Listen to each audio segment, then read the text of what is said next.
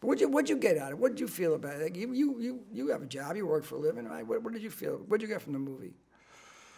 Well, it was everything I grew up on. So for me, it was like amazing just to be able to take the actual stories and put them in a timeline and see how you guys were on these parallel paths and almost very similar storylines.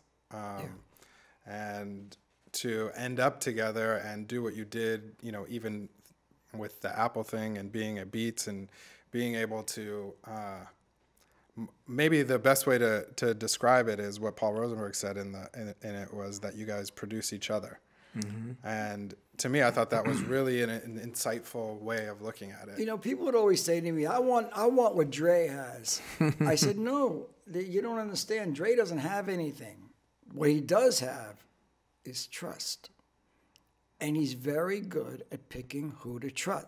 Sometimes, but he did it with me. For some reason, he trusted me. And I would say, let's do this. And he would say, okay. And I trusted him. So, I mean, there were times where what this movie's about is we should not have stayed together. Because it was just... Was there ever a time where it was just getting so chaotic that you wanted to tap out? Where the was bigger than the cat? Yeah. 100%.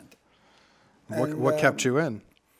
Him, and Pac, you know, because Pac was part of it at that time. But I just knew the music was too good. I mean, I wouldn't walk away from Jimi Hendrix. I don't care if he chopped people's heads off. You know, I couldn't walk away from somebody that gifted, you know. I mean, they can go to a certain extent. They can go too far. Probably putting Death Row and chopping people's heads off probably wasn't a good segue. But I just would. I believed in it, man. I believed in what they were doing, what they were saying, you know, and I wasn't going to walk away from that. But it was crazy. At times, it was dangerous, you know. Yeah. And but I wasn't gonna like Manson and Trent. We had as many problems with Manson as we did with Pac.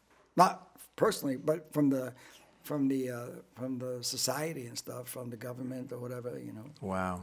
Yeah. We had a lot of problems. That's what you'll see in the documentary. It shows that in episode 3. Episode 3 is where the Time Warner thing comes in. Oh yeah, right. Where they throw us out. Yeah, and you guys win again.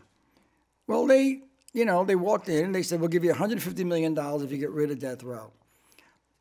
Right? That's like saying you hate your neighbor and somebody's going to give you $200 million for your house. You get to live in it and they're going to get rid of your neighbor. But I didn't do that. I just said no. I wanted to roll. I wanted to roll it with them. I just really believed in it. I love that Suge trusted you enough to call you up and have you guys... Yeah, I had a great relationship with Suge. He just started breathing in too much, and he got caught up in it.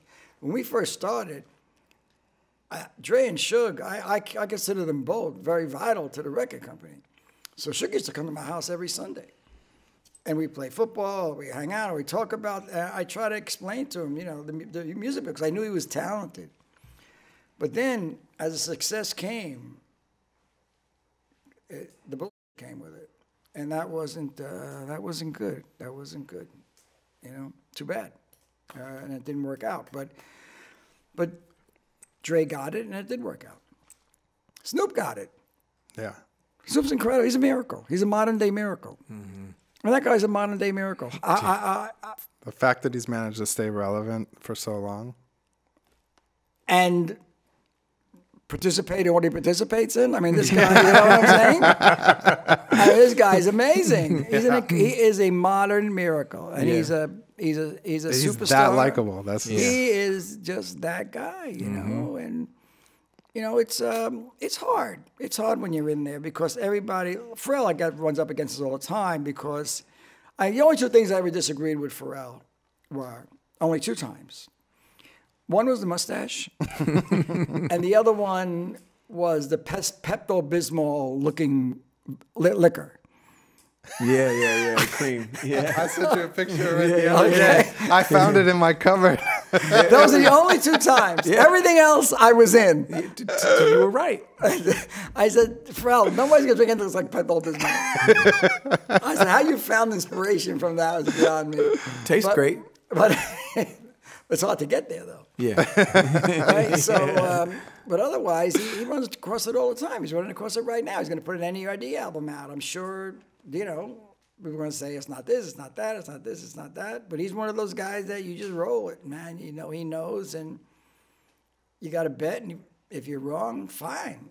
You know, I know a lot. I have got people in my life like David Geffen like that in my life. I disagree with him all the time, and a lot of times I bet on what he says. I figure, why not? I got a good shot at being right, but so does he. And I roll it with him, you know. So that's the whole idea of the documentary. The whole idea of the documentary is to get knocked down and get back up. Yeah. You know, and to not be afraid to change gears or to pivot. Because you've got to pivot. People don't pivot. They become, remember those guys? Right? And that's what you become. You become remember those guys club. The Remember Those Guys Club. Wow. You know? That's a good one.